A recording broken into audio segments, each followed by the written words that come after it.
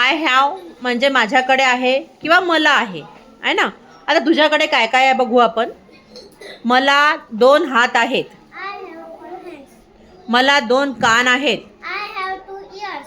मला 1 नाक आहे. I have 1 nose. मला 10 बोटे आहेत. I have 10 fingers.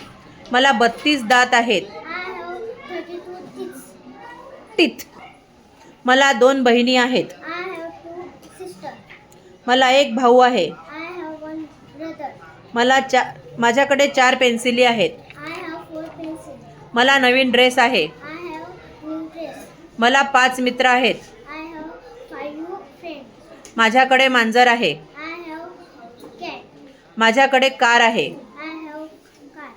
माझ्याकडे लाल टोपी आहे. I have red cat.